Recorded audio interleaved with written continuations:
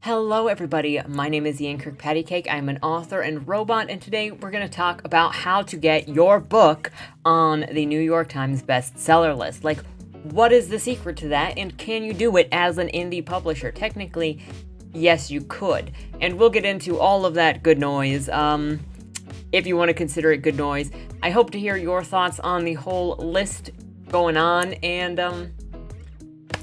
it's going to be interesting. But before we get started, please remember to like this video, share the video, subscribe with the red button down below if you enjoy what I do on this channel. And it is now February, which means March's LBRY challenge is up down in the description below. Join the Patty Wagon by submitting your fiction. You can even do nonfiction. I don't mind, as long as it fits into the prompt down below. Join us, and I will be reading your stories, your articles, your whatever you submit in next month's video. So please join us. On with the news, and there are going to be two parts to the news today. One is going to be a shorty that I just feel like it needs to be mentioned by virtue of it having to do with what we've talked about on this channel already. So maybe you remember a couple of weeks ago when I did the video on, it was a Fish Nation. It was called Fashy Nation. I'll link it at the end of this video if you want to check it out. But there was somebody that was compiling a list of authors who were on Parler so that they could be blacklisted. Well, last week, a literary agent was reportedly fired from her job for just having a Parler account. And note that this was last week that she was fired, to the point that Parler is not an operating website anymore, so it's not even up. So she was smacked down by this literary agency because she had an account on a different social media website. So this needs to be brought up because this is not, one, ethical business practice, and two, we need to name and shame this literary agency, because this is not how you operate a business. This is also not how you encourage people about the idea of freedom of speech or to have daring ideas. You are a censorious press by doing this. She just was on a different social media website. So let's get into this really quick. Colleen Oethelin.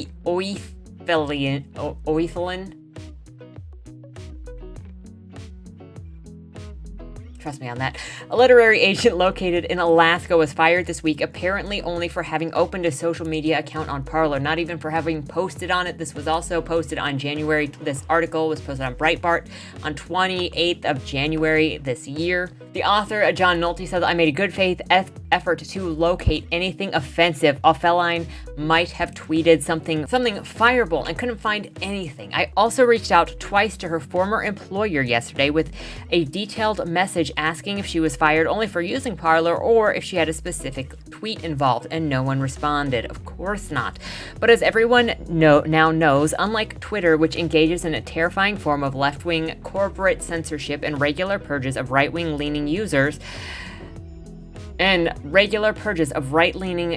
including President Trump, Parler does not censor its users. Actually, to be fair, Parler does remove anything that's illegal or against the law.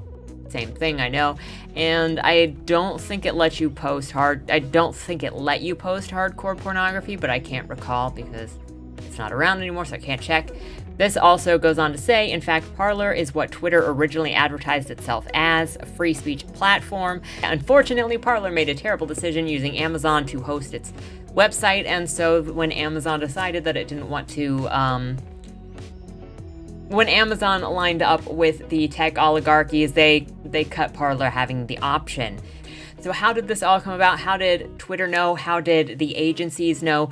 Because on November 20th of 2020, Oethelin used her Twitter account to announce that she would also be posting on Parler. Quote, "I'm now posting on Parler. It's a great platform with no censorship, giving away a few critiques there this week or next week.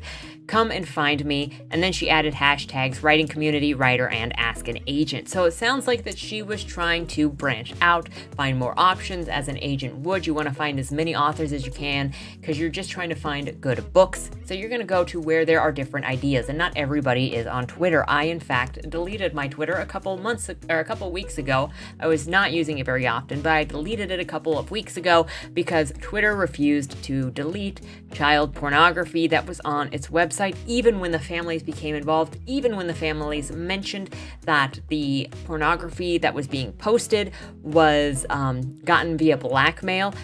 Twitter would not remove the child pornography. So I don't want to be a part of that network of child pornography distribution, and apparently the kind of stuff that Jack is cool with. So I'm gone. Then, of course, following that announcement on Twitter on January 25th, in a tweet that now appears to have been deleted, the account YA Whispers, because of course it's a YA account. YA and romance contain the craziest people in the writing community, if you ask me. She asked Offline's employer, the New York-based Jennifer De Chiara literary agency, the following, quote, "Does at JD Lit Agency know or care that one of their agents frequents alt-right social media like Parler and Gab?" And we've seen this exact same tactic with everything else, where it goes, hey, you bank this person who is a far right. Hey, do you have a comment on this far right, blah, blah, blah. And it's always just a smear campaign to make people go, ooh, ouch, oh no, I don't want to be called a racist. I don't want to be called far right. I just don't want to be involved. And so you have these left-wing people that just throw basically a social firebomb at somebody, and the uninitiated businesses not paying attention just go, I don't want any of that, and they cut it. And weak. It's weak. You're letting extremists control you. Jennifer Chiara said, "Thank you for bringing this to my attention. I have taken swift action, and as of this morning, January 25th, Colleen Offline is no longer an agent of this agency. Shame on you, Jennifer." Of course, then Colleen posted on January 25th, "I just got fired because I'm Christian and a conservative," which is it's a fair guess when you got somebody that comes after you for going onto a different social media website. She didn't actually say anything offensive. She didn't actually do anything offensive. She just was on a website. And of course, Newsweek has picked up the story, and all of this is just from Offline having a Parler account. This is why we're going to end up with a literary renaissance, folks, because you've got this kind of action, and authors, open-minded authors, talented authors, don't have the time to police people's actions, police what people are doing on the internet, and to do this kind of stuff. We're writing stories, we're building networks, we're talking to each other, and we're reaching out to fans. We're reaching out to readers. We're building relationships with readers, not attacking people and weaponizing the media and trying to get people fired. If you do this, like YA Whispers up here, I don't even know who this freaking is, but if you do what YA Whispers is doing here, you are a talentless hack. I'm pretty comfortable in saying that, because you don't have anything better to do with your time than to chase people down and try to get them fired. Find something productive to do with your life, would you please? Thank you. Now, onto the main meat and potatoes of this video. I know we've already spent a lot of time on that other one, but it was an important thing to cover, especially because this has been a threat. So we need to follow this kind of stuff, and we need to support the agents and the authors who have this sort of campaign against them, and let them know that they have allies, and let people like Jennifer Chiara know that she is in the wrong and she does not have our support. The truth about the New York Times and Wall Street Journal bestseller list. So every author's dream is to end up on one of these lists, to be able to call themselves a New York Times bestseller. You know, just like When No One Is Watching, which I read on this channel and gave you guys a review. It is a New York Times bestseller, and I'm sure that many of you have looked at the New York Times bestseller list, at the Wall Street Journal bestseller list, have read things from those lists and been like, how the frick is this on a bestseller list? Well, we obviously hope, well, at this point we know that bestseller does not mean that it's well written or even well liked. It means that it's sold well. But how exactly do you get on those lists? Well, this article from 2016, breaks it down for us. By most standards, I'm still new to the publishing industry, writes Tim Grahl. It's been just 8 years since I worked on my first book launch campaign, but since that time, I've worked with hundreds of authors in just about every marketing capacity you can imagine. In various roles, I've bumped into the New York Times and Wall Street Journal's bestseller lists many times. I've helped launch 2 #1 New York Times bestseller lists and several top 5 bestsellers. At one point, 5 of my clients had books on the New York Times list at the same time. While I haven't tracked the Wall Street Journal's list as closely, I've had quite a few hits on that list as well. I also have my hands on a few launches right now. This is old now, so we could double check if we wanted to. Some now finishing up and some just getting prepped for later this year. And more, I'm in awe of the complete disaster that are major bestseller lists. So we got an insider here that's like, hold up. As I've prepped to write this article, I've had trouble organizing all of my thoughts, the data, stories, and sources into one cohesive narrative, so instead I've decided to list point by point, in no particular order, the things that I've either personally witnessed or experienced via one of my clients or colleagues in the publishing industry. My goal is to shed light on what really goes on with the 2 top bestseller lists, the Wall Street Journal and the New York Times, and offer some information to authors who are hoping to hit them one day. So just prepare your dreams accordingly right now, because we are about to enter the game stonks of book listings. So bestseller lists, why do they matter? Bestseller lists, well, according to this insider, they're becoming obsolete. There are plenty of books that, despite never gracing the pages of the Wall Street Journal or New York Times, go on to sell thousands of copies and have a great fan base. However, the fact remains that having New York Times or Wall Street Journal bestseller can greatly enhance your career. Since the publishing industry still shows great deferences to these lists, finding your name on them significantly impacts the advance on your next book contract and also your name in the industry among other industry insiders. If you're a nonfiction author, and particularly if you write business books, bestseller lists mean more speaking gigs, higher consultation rates, higher visibility, and enhanced reputation. They also mean more sales. If your book is a bestseller, it all of a sudden gets more copies on bookstore shelves and other promotions. It's a self-feeding machine. And that's really why more people want it, other than the bragging rights, other than the reputation, is if your book is on the bestseller list, it's basically top-notch marketing, because it's being exposed to all of these people via this list. Bestseller lists also mean more appearances in the media because you are a highly requested person. New York Times bestseller lists, bestsellers get phone calls and emails from the media, and let's face it, it matters because it's pretty dang cool to be a New York Times and Wall Street Journal bestselling author. But the bottom line is, especially if you have anything to do with traditional publishing industry, Wall Street Journal and New York Times bestsellers equal more money for authors, publishers, and agents. So what exactly is a best-selling book? If you ask the typical person this question, someone who has never descended into the muck of the behind-the-scenes reality of the bestseller lists, they'll of course answer something like it's a book that has sold tens of thousands of copies, or it's a book that has sold the most copies. According to this author, that's naive. And instead, this is how it works. Wall Street Journal builds its list based on sales figures it gets from Nielsen's BookScan. In general, if you sell the most books in a category as reported by BookScan, you'll hit #1 and in that category on the Wall Street Journal bestseller list. Does that make sense? Except that BookScan doesn't track all purchases. It doesn't include sales made through some big box stores such as Walmart or Sam's Club, which doesn't affect most of us. However, it also doesn't include sales from CreateSpace or other self-publishing platforms, which affects thousands of authors.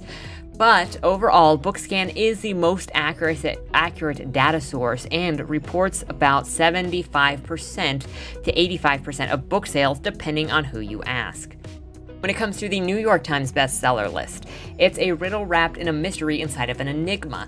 New York Times keeps a tight lid on its process for selecting bestsellers. It is known that New York Times samples its own list of certain bestsellers across the country, though which ones make the cut are tightly guarded secret. Then look at the data with Then look at the data with wise New York Times brains and decide whom they think it should be on the list. It said that this is done to keep people from gaming the system, which is partially true. But it's also done so that New York Times can have a say as to which book gets that extra credibility of their name, because they don't want to be the ones to recommend a book that they're going to get backlash for when people go, well, why are you saying to buy this book? As kind of the previous segment in this video said, you know, they could get, well, you just platformed this Nazi by listing their book, this far-right person by listing their book, and the New York Times gets the heat for that. And we know, based on how the literary agents and the authors right now are acting, that they are actively gatekeeping, and they want to make sure that only the people who succeed are the ones who are going to stay in line and are going to say the right thing, and the book is going to have the correct political and social views. Now again, the purpose of both of these lists equal. If you get on the list, you're going to make more money, because how? You're going to get more exposure, and it's got some credibility on it still.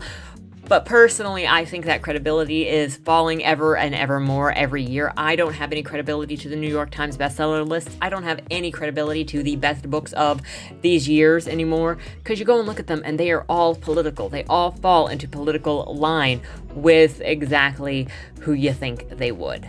Getting down here, this author says, who does the New York Times love?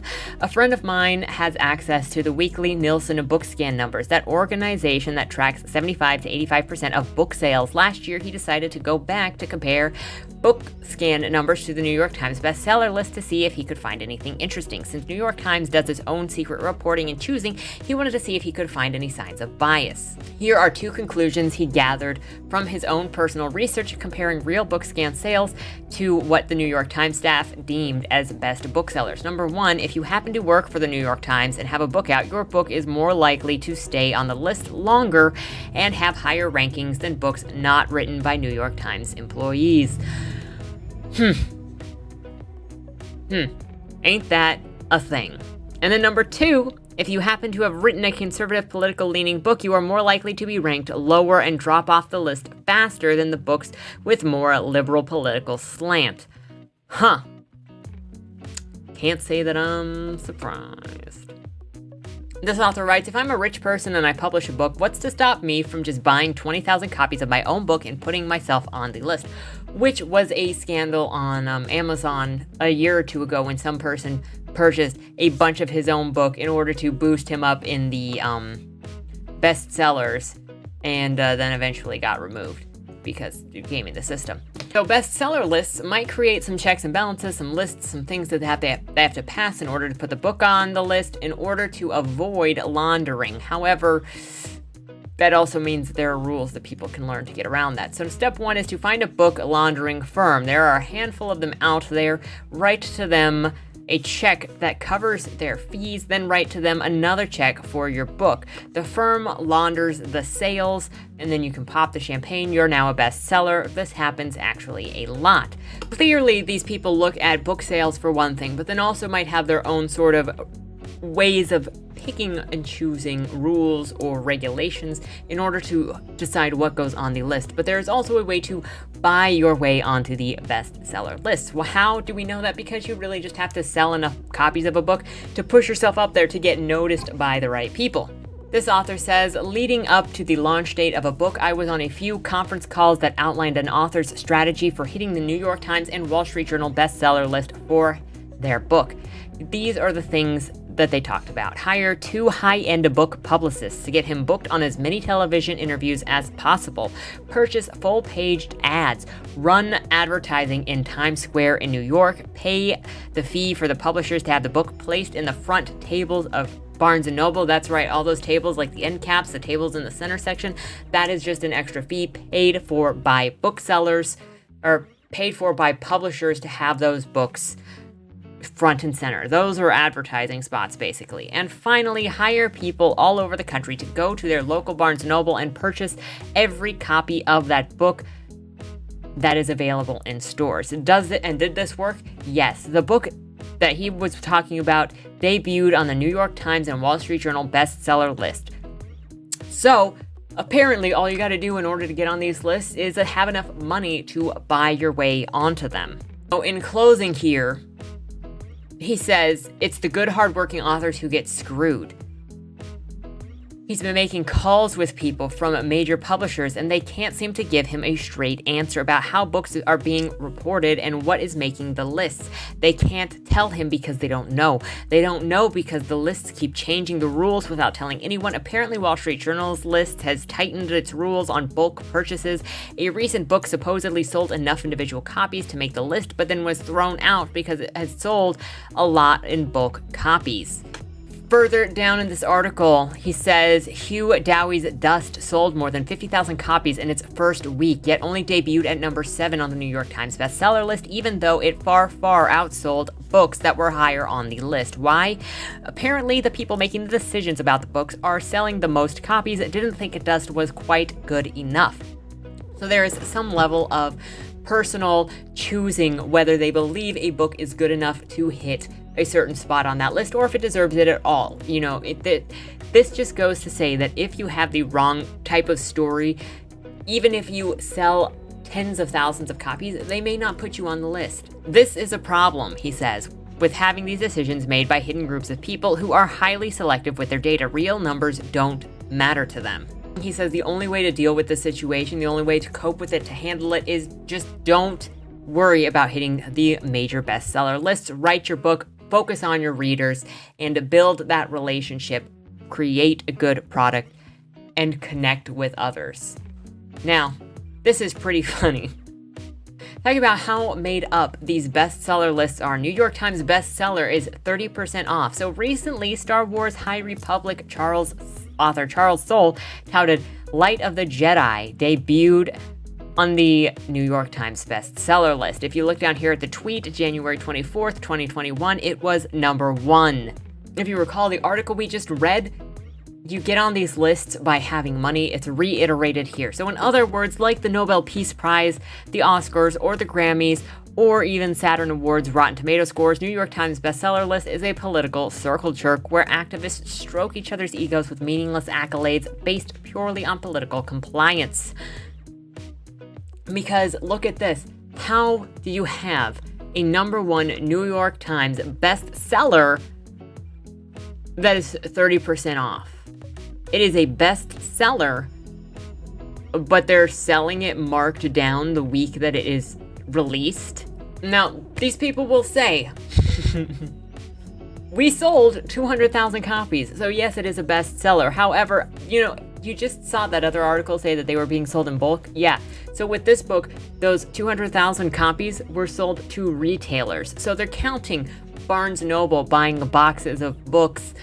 What's another one? BAM, buying boxes of books. Different bookstores buying bulk orders, and they're seeing those bulk orders as if those were the the high seller copies. Ethan Van Sciver goes over all of this information in the easiest, most concisest way possible. But the point being, a bottom line of all of this is the New York Times bestseller list, the Wall Street Journal bestseller list, pretty much all of these mainstream bookseller lists are a scam. It has very little to do with what you've actually sold and everything to do with having the correct politics. And it's only gotten worse since 2016, because at least in 2016, we didn't have people getting fired for joining the wrong social media website. So those are the stories. Those are the lists. How do you feel about the New York Times bestseller list? Has getting on one of these lists kind of been a dream of yours, or has it never really mattered? Let me know your thoughts in the comments down below. And know that a lot of the award ceremonies are basically the same too, as you pay to play, and you pay to play. So that's all I've got to say. Let me know what you think in the comments down below. Let me know if you have any other information on this, if you have counter information on this, or could correct anything that's come out in any of this. Again, that was an old article from 2016, so I know that stuff has changed. I'm sure other people have information of things that have changed, but I would love to hear from you. And if you enjoy this kind of content, please remember to like it, share it, subscribe it with the red button down below. Join the Patty Wagon with the prompt for next month. And until next time, stay safe, have a good weekend, and keep writing, and don't die. Have a good I don't know what I'm trying to say anymore.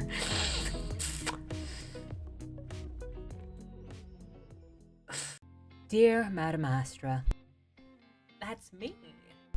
We regret to inform you that on August 1st, your employer, Agatha Jane Benedict, owner of the Benedict estate, peacefully passed away in her sleep.